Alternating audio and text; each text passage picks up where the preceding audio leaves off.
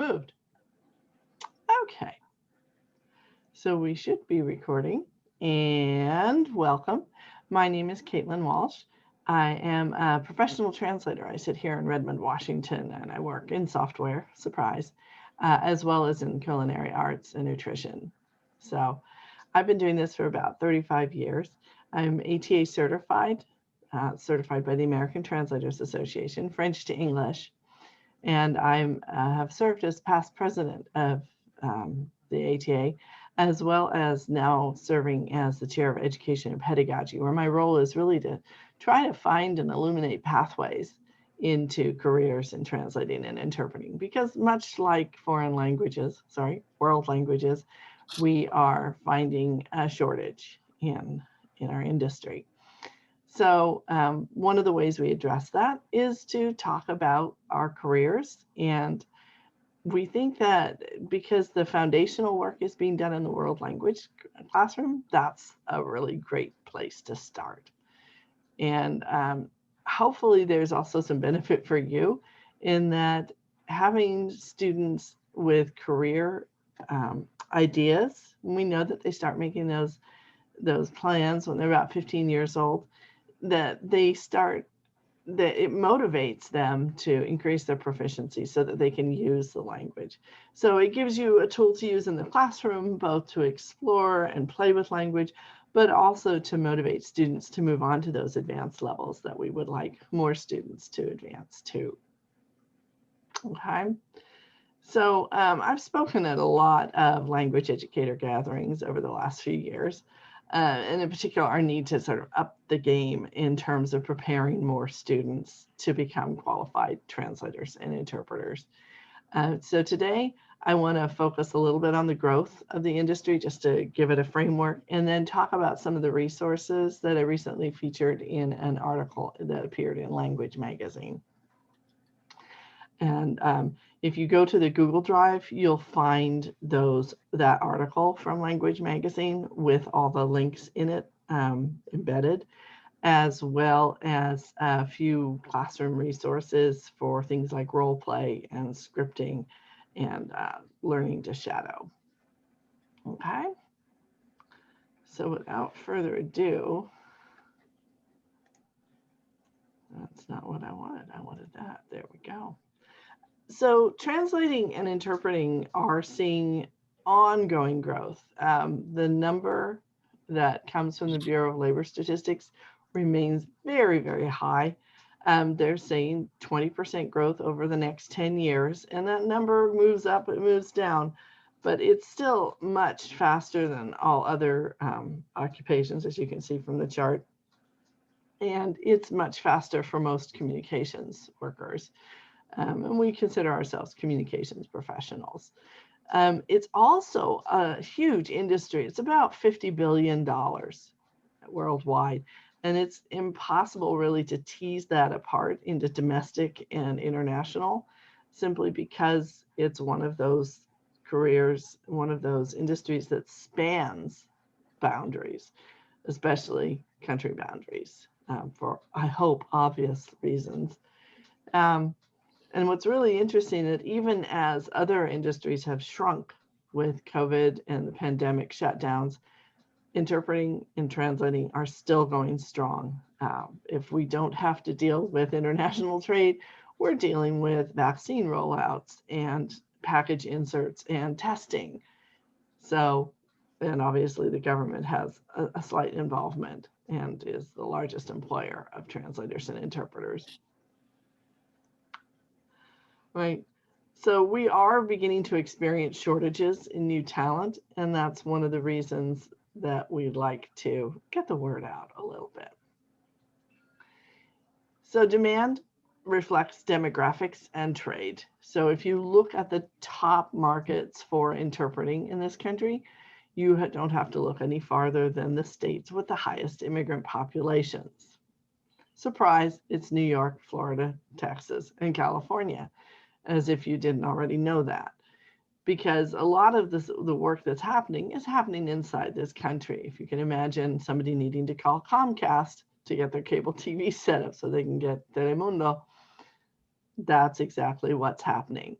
They also need to be able to access things like healthcare and any other social services that they might have access to, even things like getting a library card.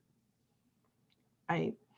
And if you look at the top trading partners, it gives you an idea of what languages are in demand in those areas, right? Canada, China, Mexico, Japan, to Germany, the UK. You have to add a bunch of U's that don't get pronounced. Korea, France.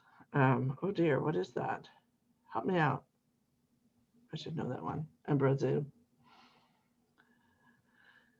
So if we look at the demographics, we have limited English proficiency people, and that makes up a good 10% of working adults, nearly 20 million of them. And we're also looking at attracting and encouraging trade to address our deficit. And for that, we do need language services. This is all part of what was termed a global talent gap in a 2014 survey of US and global Fortune 2000 companies, and Actual played a role in that study, which is readily available online. Of those Fortune 2000 companies, 21% reported difficulty in managing and integrating diverse teams because of the lack of global talent. Not just the language, but also the perspective that comes with studying another language and another culture. And 14% cited a lack of actual business, a loss of business due to a lack of world language skills, which is not good news for anyone, unless you're a foreign language teacher and you're trying to justify your position. There's a really good number for you to bring to your dean or to your principal. And if you're interested in both computers and languages, world languages, computational linguistics are in high demand. Machine translation is here. It's here to stay. It does do a lot of the routine, boring stuff where good enough is okay. For instance, things like listings on Amazon or on Etsy are usually machine translated if you're in a non-English speaking market. If you ever go to a knowledge base for Microsoft and you look at the knowledge base articles in a different language, at the very end of the knowledge base article, it'll not only ask you if it was a helpful topic, it'll ask you how you rated the translation. And that's because it was done by a machine and they want to know if it was good enough for your purposes. Right? So there's opportunity there too. The other good news is that these are careers that have some real earning potential. If you look at the graph below, these are numbers from the American Translators Association dating back to 2017. We were supposed to launch our survey in 2020. We do a rate survey every 3 years, and that gives us good demographic information as well as earnings potential. However, we decided that 2020 was probably not a great year to be doing a survey. So we have pushed it out at least 1 year, which is a pity because I really like having current numbers. But what it does show is that there's some decent wages to be made for experienced translators and interpreters.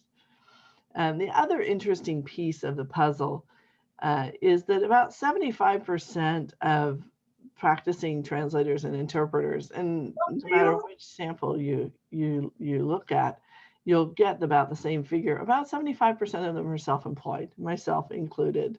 We also tend to be predominantly female, as many world language industries are.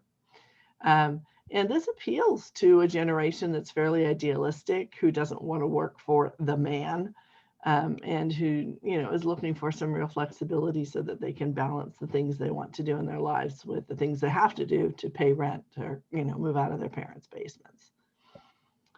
Right. So the civil rights aspects can be quite compelling for a generation behind us. Right. So it's in this context that you find me talking to students, teachers, legislators, pretty much any captive audience I can find to talk about careers in translating and interpreting. But I also know from hanging out from world language teachers, and when my son has my son and I play a game where we try to guess what the initials of organizations are. And they almost always have FL in them. There's ACTFL, PNCFL, all that. And he's decided that FL doesn't stand for foreign languages, stands for freaking legends. So take that home with you and know how awesome you are, because he loved his French teacher. He didn't use the word freaking, but I can't say that because we're recording. So I know from hanging out with you guys that what you need is something you can take to your classroom on Monday, right? Yep. Okay. I get it. I totally get it. I teach too. So when a resource comes my way, I stuff it into my curriculum. So even though we're seeing a slow transition back to classrooms, it's pretty clear that distance learning is here to stay. And I wouldn't be surprised, especially in the Pacific Northwest, where we do have spread out communities and large rural populations where, you know, we were thinking that the only way to get language into a school that was so remote that we couldn't entice a world language teacher to move there, that we were going to have to do Rosetta Stone or something like that. Hey, we have distance learning now. We might be able to consolidate resources within a state or a county or a region and be able to bring that kind of classroom experience to a larger number of students and still actually have a live person teaching the class. So I've got some classroom pieces that I put in this article, and I wanted to just bring that by and give them to you and talk a little bit about them. The good news is that most of these are free or very inexpensive. If you ever go into the actual exhibit hall during the major convention, a lot of these places will give away 6 to 9 month freebies, which is enough to get you through a year, right? Yeah, because that'll get me through the school year, right?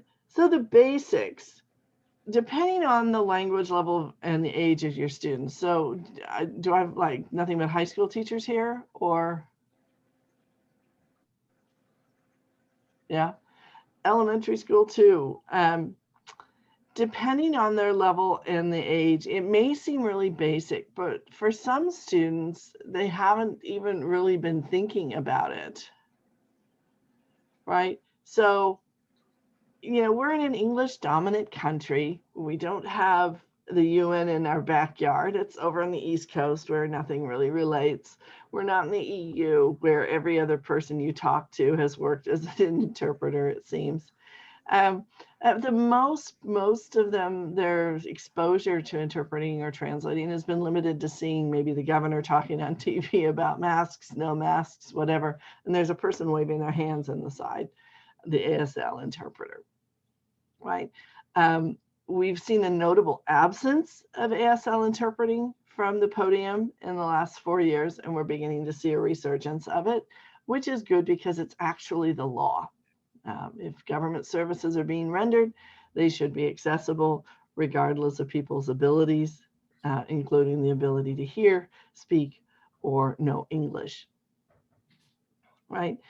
But very few students, very few people actually in general, even recognize that when they're reading something like Hans Christian Andersen or Cinderella, or their teacher assigns All Quiet on the Western Front, or The Diary of Anne Frank for schoolwork, or they pick up a bestseller like The Girl with the Dragon Tattoo, or even the Bible that their family may pick up, that they're reading translation. A lot of people just aren't aware that it even exists. And it's because it's invisible when it's done really well. I remember picking up one translation of The Three Musketeers that was in French, and it was horrible. Bad enough that I realized I was reading a translation, right? So the first piece I want to share with you is a video that the American Translators Association produced for International Translation Day, which is September 30th, thereabouts, which is also, not coincidentally, the date of the day of Saint Jerome, who's the patron saint of translators. Saint Jerome had the audacity to translate the Bible into the Vulgate, which was something that people could understand. And for that, he was, of course, burned at the cross because they didn't want anybody to know what the Bible actually said, which is, you know, kind of silly when you think of the great stories that are in there for teaching. So at any rate, this is a nice little accessible video. It defines translation and interpreting and the difference between them, and it shows some brief examples. So I'm going to permit myself to go ahead and just play this for you. It's very short.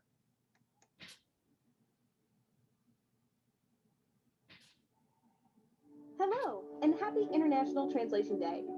Translators and interpreters power the global economy. You may not see us at work, but we're behind the scenes helping the world communicate. Translators work with the written word, adapting written content from one language to another. Let's take a look at what a typical day looks like for a translator. Gaku is an English to Japanese translator. Here we see him working on Japanese subtitles for the latest episode of a binge-worthy show.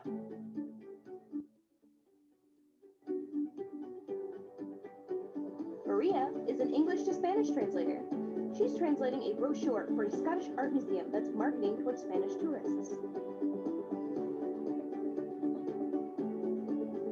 John often edits German to English translations. Right now, he's working on a legal contract for a German bank that has branches in the US. Now, let's take a look at a day in the life of an interpreter. Interpreters work with spoken or sign language, helping people who don't speak the same language to communicate.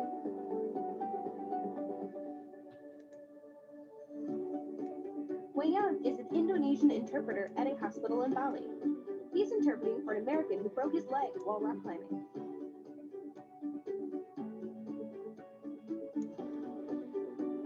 Annette and Jean are simultaneous interpreters. They're interpreting a French delegate's speech at the European Union headquarters. Sarah is a Somalian court interpreter. Today, she's working at a courthouse in Minnesota, interpreting for a witness to a crime. Both translators and interpreters are like bridges that connect different languages and cultures. We love our jobs, and we're excited to share a glimpse of our day with you. Thanks for tuning in.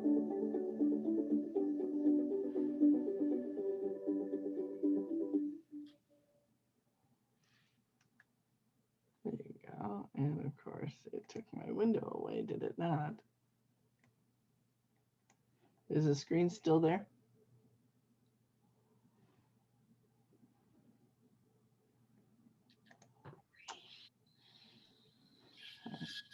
Oh, good. Okay. Yeah. It is still there. Good. But it's not behaving. Ah! All right, hang on.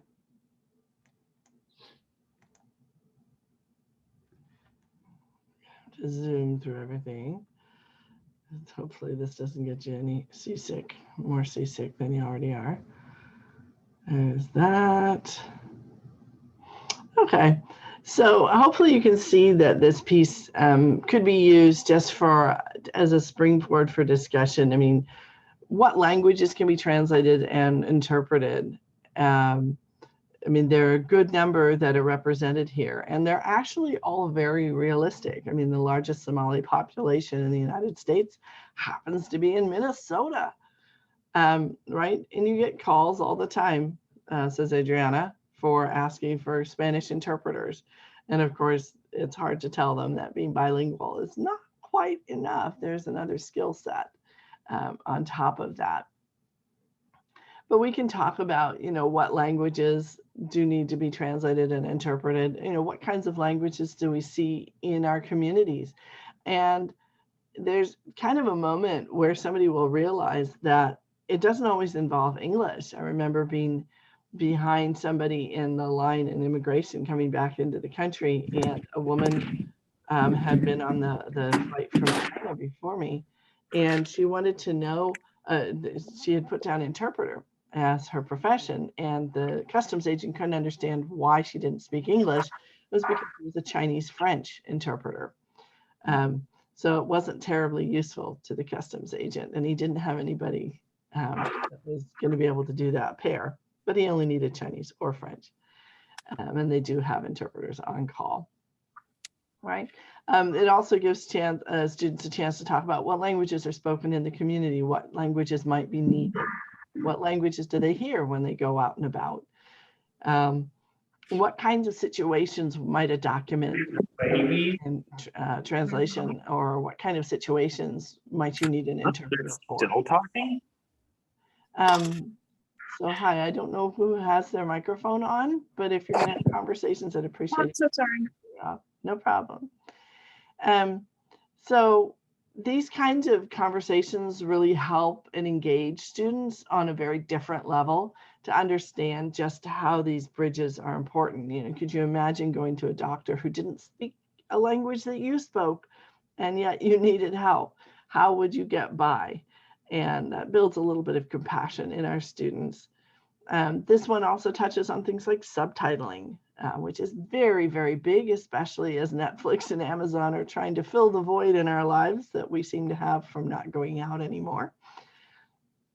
And you can also experiment with things like taking kids' cell phones and asking them, can you change the interface into a different language, right?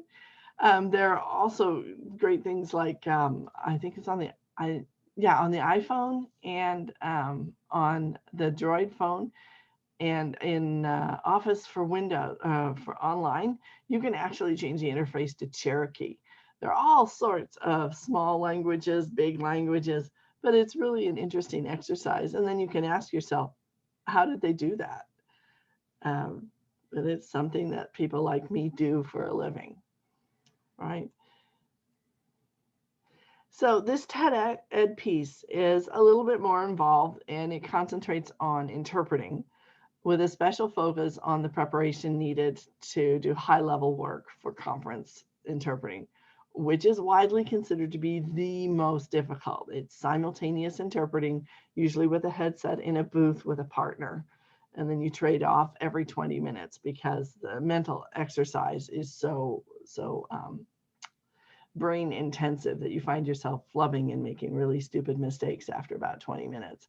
And so you trade off with a partner. You also have a partner there. If they hear a word, they can start looking it up and feed it to you if you didn't pick that word up in your preparation, right? It's terrible when somebody says a joke, something like that. Jimmy Carter said he remembers that one time he was really surprised when he told a joke, and the audience, who were all listening to it on an interpreter channel, roared with laughter. And it turns out the interpreter just said, "The president has told a joke, please laugh." Right? So this one, what I really like about this, I'm not going to play it because you guys can do that on your own, is it has different pieces because it's part of the TED Ed, and you can create a free account. There's nothing but a little bit of TED Ed spam that comes your way, which you can turn off. It comes with ready-made pieces for the classroom. There's a really good backgrounder piece, the one in the middle, where they call it Digging Deeper, and it contains links to other pieces, other bits of information, including some really fascinating stuff about the Nuremberg trials, which was really the beginning of simultaneous interpreting. It was the first time that they had attempted to do simultaneous interpreting and in several languages at one time. And there are a few people who are still around. They are few and far between, and they're in their 90s, who were part of that original team that was put together by the University of Geneva. And to this day, the University of Geneva is one of the premier places to go to learn simultaneous interpreting for these kinds of international courts and for really high-level international work. So there's some really nice links to that. There's actual video of the people working.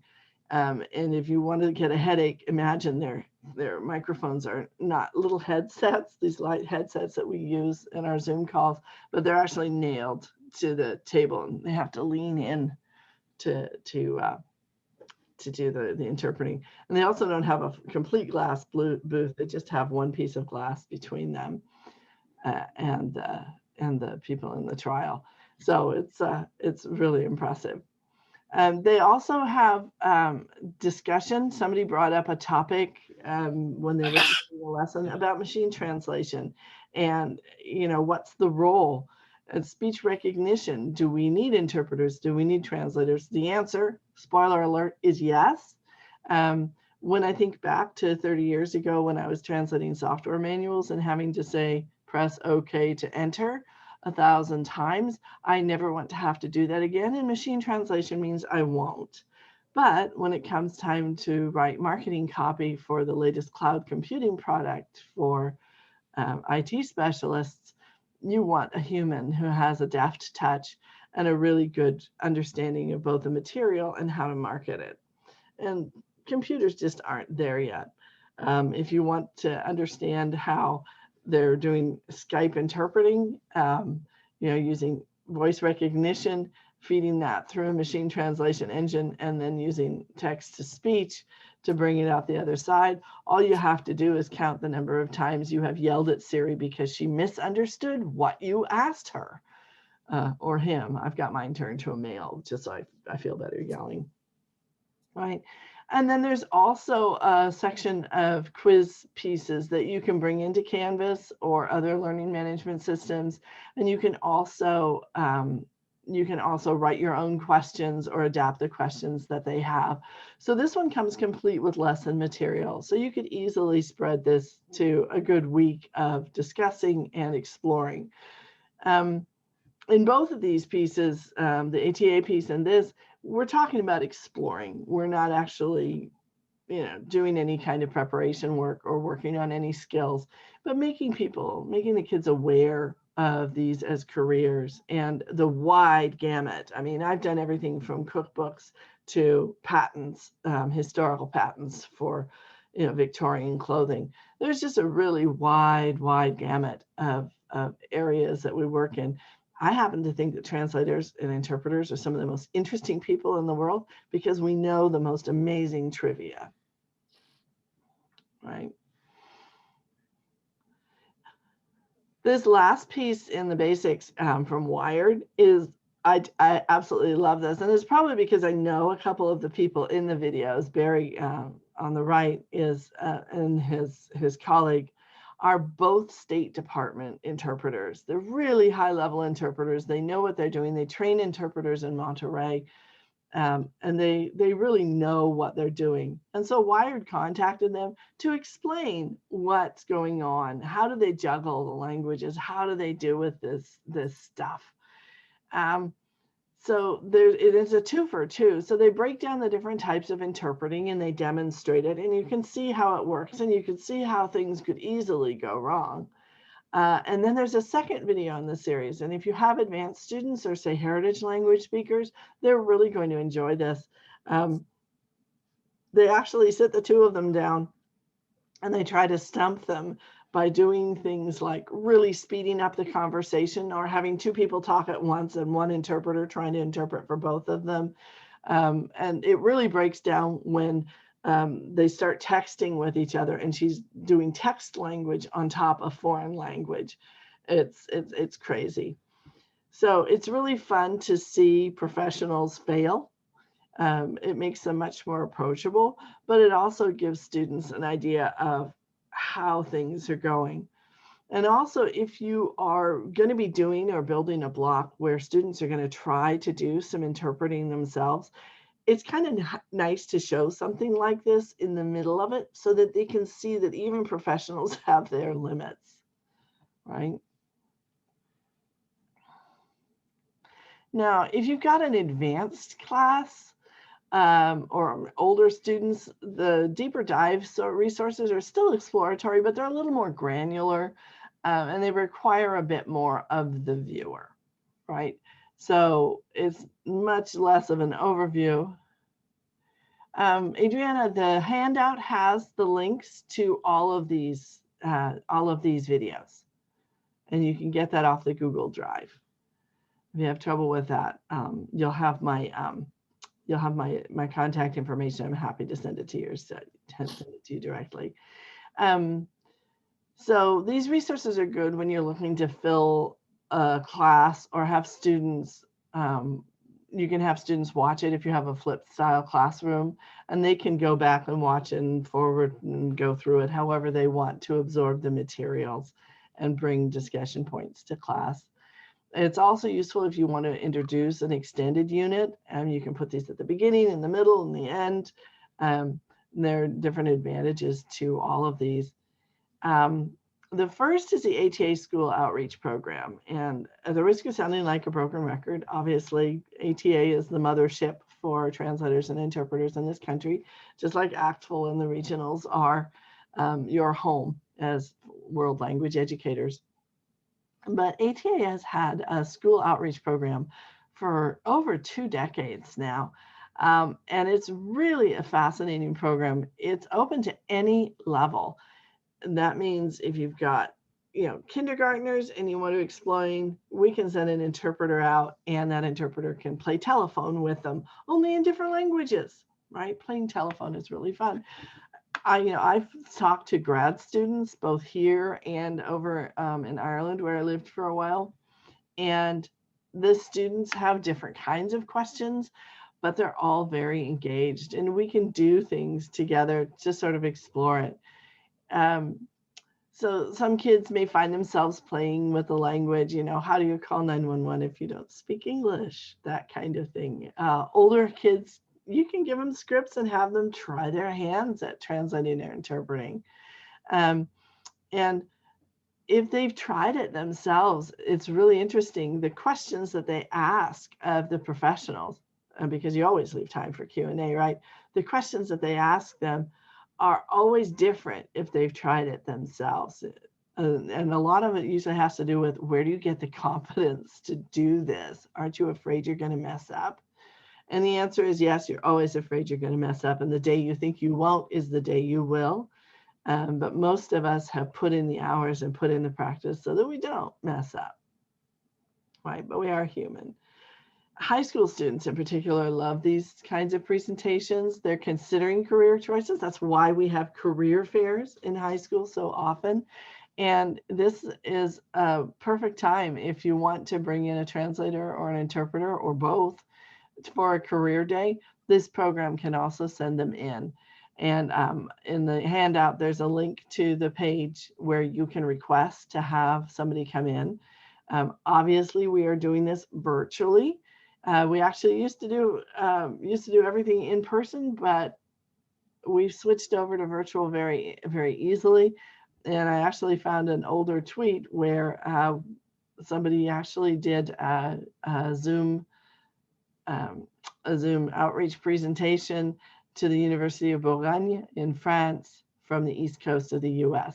So we can do this anyhow, anywhere. It's really fun to use the same interpreter. I have a relationship with a French teacher at the local high school because my kids went through that high school, and every other year she brings me in, and I get to talk to beginning classes. I get to talk to more advanced classes, and I always love going into the AP class and trying to put them through some paces, just to knock them off their high horse right before they take the exam. It's a really mean thing to do. But it gets them thinking. It gets them thinking, and it gets them motivated to keep working. Right? So there is a YouTube channel out there called Interpret Tips, which is kind of clunky, but it is chock full of training videos. And these are interpreter training videos that are used by interpreter trainers for people who are going to be interpreters. Maybe I'll get to this.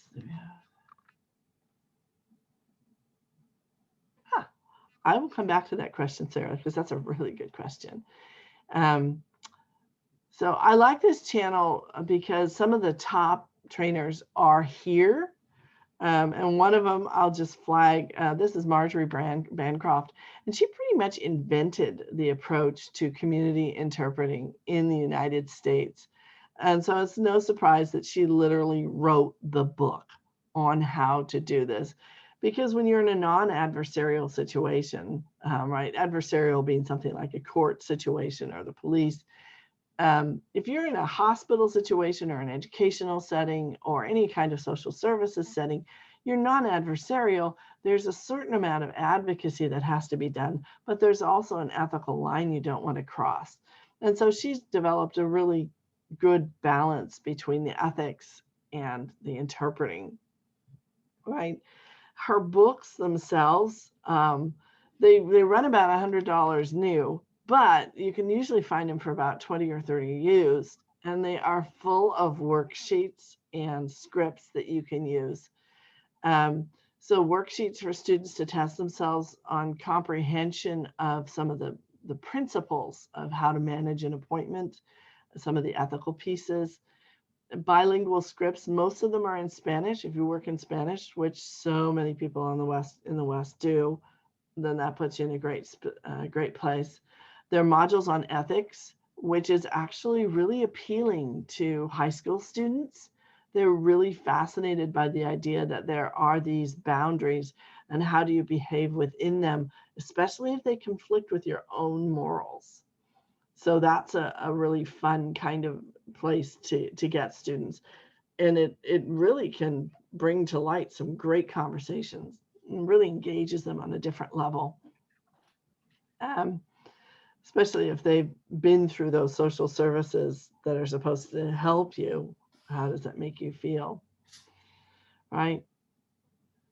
So the name of the YouTube channel is Interpretips. So instead of interpreter, it's Interpretips. And this is also linked in the handout. So I'm going to get to Sarah's question right after this. So the test drive is when you have students who have got some good proficiency and sometimes they get stuck, right?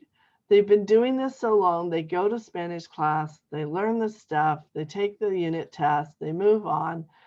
But unless they have an opportunity to use the language, they get kind of stuck. I remember when I was a senior in high school, I had been taking French for 4 years.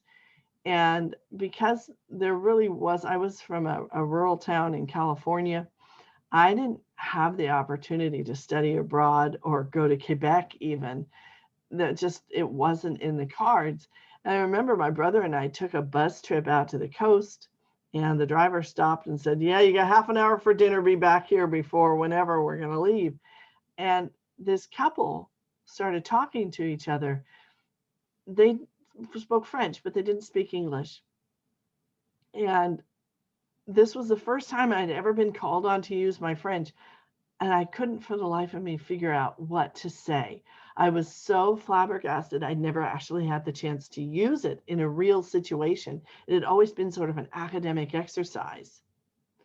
So, my brother was smart enough. He just pointed at his watch and said, "Be back here." And so they did. But the point is that when we're students, we don't always think of this as anything other than an academic exercise. So having students have to think on their feet and understand that this is real puts them in a very different position of being able to work with the language and be motivated to improve in areas that they start seeing where they have deficiencies. So what you see here are a few role-playing scripts. And I've got these on the Google Drive as well, so that you can scroll down. If you look, they're all under Walsh in the Google Drive. There are 4 of them all together. And so we've got things like somebody going to the library and discovering that they have books overdue, and of course they can't afford to pay the fees. We have a guy going to the dentist where he has to have a tooth extracted. There's some ethics modules here too. I actually have a couple more scripts on the Google Drive. One is a French doctor who's seeing a lovesick English patient who's sure he's in love with the chambermaid. And then there's a really interesting one with a Spanish woman who's just given birth in a U.S. hospital, and the baby has been whisked away to the NICU, and she doesn't understand what's happening. So when you bring these into the classroom, you try to do it easily. So if you have something scripted, like on the left, right, you can see there's a whole paragraph, and you have the chance to write out a translation sort of as preparation, or you can put notes in there. So if you have a scripted language like the infected tooth in the middle, you'll ask someone to speak one sentence at a time, maybe a little slower than normal, right? And then the interpreter gets a chance to go. And then the doctor or the patient gets to go. But you do it one sentence at a time, fairly slowly, to give people a chance to think. And you stop every sentence. And then as people get used to doing it, you could speed things up again, maybe do 2 sentences without stopping and speak a little faster.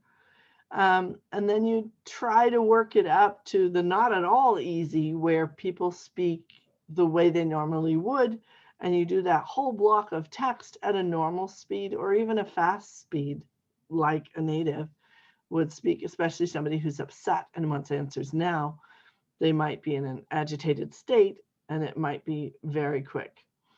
And it's sort of like turning up the speed and seeing how the students can keep up with doing things like that. And then, of course, after each exercise, you debrief. You talk about, how did it feel? How much time did you think you needed? Did you need more time to think? What would have helped in advance? So, for example, if you're talking about going to the dentist's office, would it have helped if you'd studied maybe a list of vocabulary having to do with teeth, right?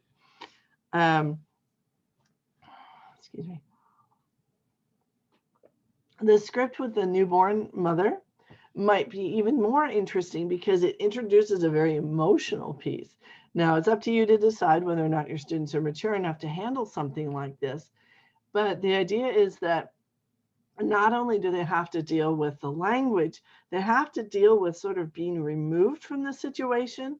They're in a situation where they might want to show a lot of compassion for somebody, but that would interfere with the job that they're there to do, that communication bridge that they're supposed to build.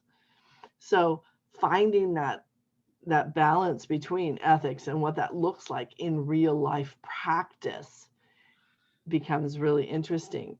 It also helps them understand why a lot of professional interpreters especially who work in healthcare, like in cancer, where there are a lot of deaths, people who work in courts where there's a lot of violence, family courts can be really hard to talk about abused children, why a lot of interpreters have networks of trusted colleagues where they can debrief and understand the trauma that they're experiencing, albeit secondhand, and how they handle that trauma, right? It also makes them a little more compassionate for the people who are going through the trauma firsthand, right? And the ethics modules, again, are an interesting idea, especially in today's world where it seems like there are no rules for behavior, to remind them that in many professions, there are still very strict rules of behavior, and they are enforced through professional licensing and certifications and memberships that are can be revoked for unethical behavior. All right. So I would love to be able to do some of these exercises with you. It's really hard on this platform, and we don't really have enough people. We cannot do simultaneous interpreting on this platform. Even though it supports it, we have to have a special dial-in number just for the interpreters. If you ever have a chance to play around with it, check and see if your version of Zoom and for the classroom has interpreter support, and that might be something to play with. But you can play with it in the classroom, and learning to do simultaneous interpreting, which is considered the highest level, is usually done in steps. The first step is called shadowing. And there are actually some really great apps here. One of my favorite is News in Slow, which obviously was devised as something that we can use in the world language classroom, right? We slow it down, the student can understand it better, right? It's a great language learning aid. And this is one that there's a subscription fee. There's usually a small snippet of text every day that's free. And then if you want the expanded version, it's, you know, the freemium. But you can very often get coupons or passcodes for a full year's free if you play your cards right with News and Slow. And they can use this as shadowing. And what shadowing is, the speaker starts speaking or the recording starts going, and 15 to 30 seconds later, you start saying the same thing while you're still listening to what's coming. And so using that delay tactic of listening and speaking at the same time, it's not easy the first time you do it. You learn to separate the hearing and speaking channels. And you learn also that it's a lot easier if you have earphones that give you some buffer between what's coming out of your mouth and what you need to hear so that you can have it come out of your mouth again. So that kind of shadowing is really useful. And it also helps learn where that sweet spot is in the delay. If you delay it too long, you're going to lose the thread and you won't be able to remember that far back. And conversely, if you do it too soon, then you're going to get ahead and get stuck. Excuse me, especially in languages where the verb may be hiding and you're not sure where that sentence is going to go. Right? So these are great little apps for that. So so this is where I wanted to pick up on Sarah's question. So you talk about what resources we have that talk about career paths for entry-level interpreters. And I don't have it in this slide deck, but I do have it in a slide deck that I use for a lot of the advocacy work. I'm the president-elect of JNCLS, or JNCL Nicholas, which you may know does language advocacy days. We just completed one in February. And when we talk about developing the pipeline, we talk about how we can align our efforts at certifying and getting people into entry-level positions with what world language education is doing. And the seal of biliteracy is proving to be an immensely useful tool. So the seal of biliteracy, as you know, each state can set their own level for it, but the vast majority have set it at an intermediate mid level.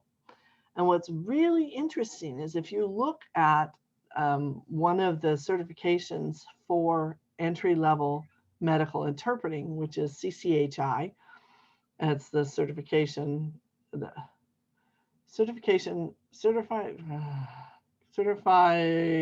health care interpreters, whatever it is, CCHI does the CHI, which is a certified healthcare interpreter credential. And they have keyed their exam so that somebody who has intermediate mid language ability should be able to pass it. So you have this beautiful articulation between something like a seal of biliteracy and the CHI exam, right? Now, obviously, we're talking about language level there, and language alone is not enough for interpreting or translating. You have to have the transference skills. You have to have practiced them. As I mentioned earlier, we tend to all be, well, not all, but most of us are independent contractors. So we have to have a certain amount of business skills. We have to be able to know how to invoice, how to track payments, how to track expenses, how to know when it's time to hand it over to a tax accountant, right? Because we're in business for ourselves. And at some point, we do get to that point, and I was very happy when that day rolled around, right? So for interpreting, it's fairly easy because it's all oral. And especially when we talk about heritage language speakers, there are programs that target heritage language speakers. We have one in Washington State here in Burien. It's near SeaTac Airport, where we specifically target heritage language students who we know are going to be disproportionately affected by poverty. And we also know are at a much higher risk of dropping out. So we target these students. We let them know that we have a CTE center, Career and Technical Education, and they can, as juniors and seniors, take classes in interpreting. It's not translation, it's interpreting, because we know that heritage language students tend to listen and speak very, very well. But when it comes time to read, they're usually okay, but producing writing is very difficult for them because they haven't been educated in the language for the most part. And what we do is, after 2 years at the Puget Sound Skills Center, some of these students are actually do preparation and take the Department of Social and Health Services exam for interpreting. And we've actually had, I think, about a 25% rate of students going straight from a high school CTE program into being a certified interpreter, working on the roles. And what's really encouraging there is the social component. That means that not only are these students not dropping out, they tend to graduate early, and they're not just talking about writing a 13-year plan that includes working at Burger King, but, oh, I could work a year or two as an interpreter, or I could work a part-time interpreter and do a little bit of community college, and then I've got a career I can build up, right? So the entry level tends to be interpreting, especially for heritage language speakers. For translation, when we talk about the language that we're testing for, ATA has a certification program. I mentioned earlier that I am certified. I came back to the United States after living in France for 3 years and completing a master's degree at a French university. I passed the ATA certification exam on my first try after only working for about 6 months, which is fairly exceptional. We have a very high fail rate, but it also means, and it's no surprise, that I test at a superior level, right? So when we talk about being a translator, we are really talking about not just advanced, but superior. We're looking for those really high level students.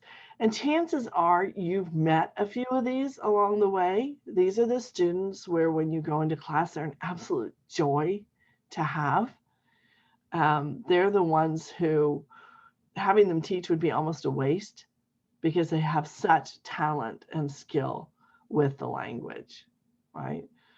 So if you have students who are interested in pursuing translation and they want to kind of get an idea of what's going on, I would strongly recommend, and I will type this here, that you Google the Savvy Newcomer, which is, ATA, is a blog that's designed for students and educators of students who are looking to become professional translators and interpreters. And there may be a lot of business topics, but there are also a lot of topics that, a day in the life of a student at this college or that college. There are degrees in translation and interpreting out there, translation studies, which when I went to look for them when I was an undergrad, were not to be found. And as it turns out, the first undergraduate degree started in the 60s at Monterey, spread quickly to Kent State. And now there are several universities that have translation studies. And if they're looking for a list, it's still kind of an elusive thing. We've got a partial list, but whenever we find a program, we try to profile it on the Savvy Newcomer blog, which is open to everyone. And they should find what they're looking for, they should find what they're looking for there.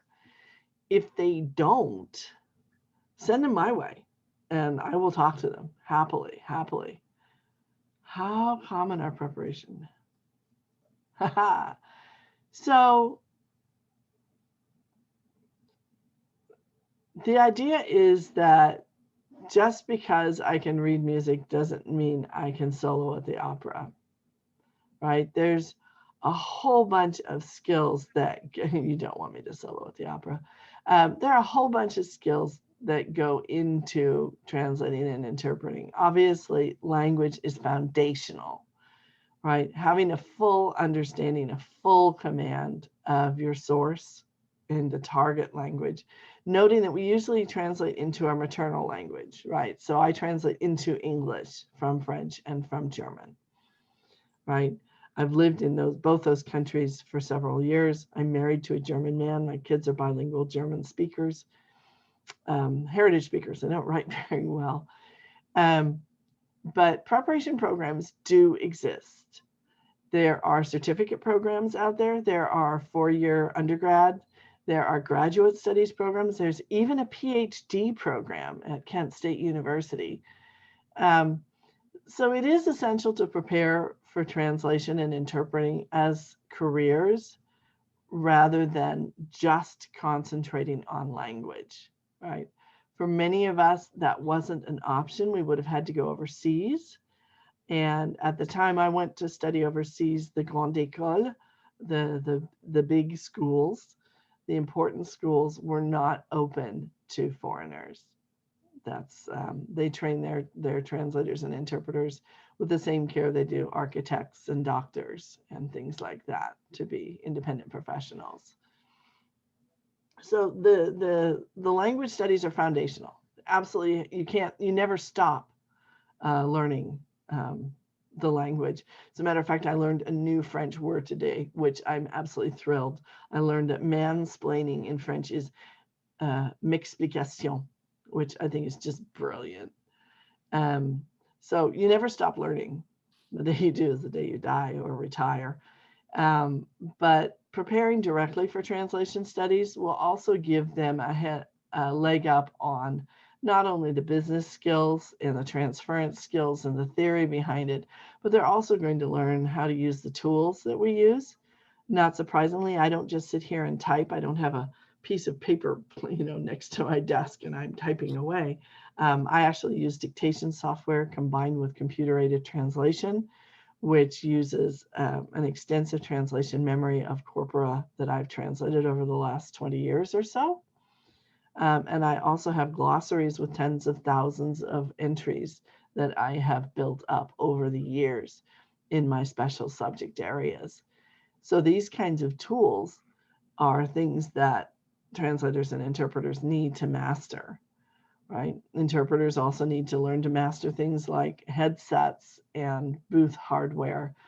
I think that the iPad was designed with interpreters in mind because it can give you something to research, something you can take notes on, and then delete them immediately after. Most interpreters have a shredder at home and will come home from any kind of court appointment and shred their documents immediately thereafter for security's sake. So that was a rather long-winded answer, but does that answer your question, Sarah? I hope. Yes, thank you. Oh, good. I have a particular student who's a senior right now, and it sounds like you could get into this career in many ways, depending on your previous experience. That you might get a lot more language experience, living life in another country, and not necessarily specifically trained for it and end up in it later. So it's different when you have an 18-year-old asking, okay, that's what I want to do now. How do I get there? Just straight here. And that time overseas is vital, absolutely vital because of the cultural component. But yeah, absolutely foundational. So we're at time, and I know you may want to actually have a break before you have to run off to the next session. I thank you for your attention. I hope this was useful to you. You have my email address right here. You can also follow me on Twitter. And if you have any questions at all, I'm here. I'm always happy to answer questions. And if you want to send students my way too, I'm happy to give them tidbits of information as well. I teach in a certificate program, so this is what I do, and I love the students. They always fire me up and really inspire me. So thank you all, and I'm going to stop the recording.